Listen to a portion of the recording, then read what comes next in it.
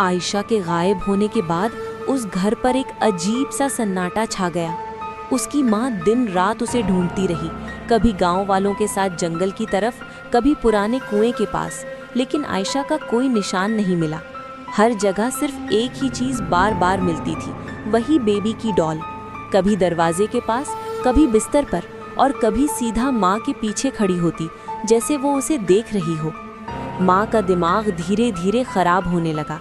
एक रात उसने फैसला किया कि आज वो इस गुड़िया का हमेशा के लिए खत्मा कर देगी। उसने हिम्मत करके गुड़िया को उठाया और आंगन में ले आई। तेज हवा चल रही थी, आसमान पर बिजली चमक रही थी। उसने लकड़ियां जमा की और आग जलाई।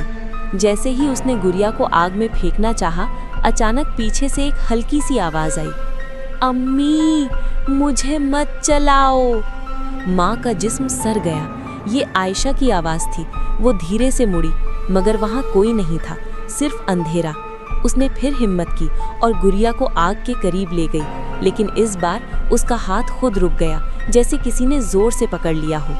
गुड़िया की आंखें धीरे धीरे खुल गईं और उसके होंठों पर एक खौफनाक मुस्कान आ गई। अचानक तेज हवा के झोंके से आग बुझ गई। अंधेरा और गहरा हो गया। माँ ने घबराकर गुड़िया को जमीन पर गिरा दिया और पीछे हट गई। तभी उसने देखा आंगन के कोने में एक छोटी सी परछाई खड़ी है। आयशा? वो परछाई धीरे धीरे आगे बढ़ी। चांद की हल्की रोशनी में उसका चेहरा नजर आया। वो आयशा थी, लेकिन बिल्कुल वैसी नहीं। उसकी आंखें पूरी स्याह हो चुकी थीं और चेहरे पर एक अजीब सी मुस्कान थी। उसके हाथ लटक रहे थे, जैसे वो जिंदा ना हो। अम्मी, आपने मेरी डॉल को क्यों दुख दिया? उसकी आवाज एक नहीं, दो थी, एक आयशा की और एक किसी और की, गहरी और डरावनी। माँ रो पड़ी और उसकी तरफ भागी, लेकिन जैसे ही उसने आयशा को छुआ, उसका जिस्म ठंडा पत्थर जैसा था।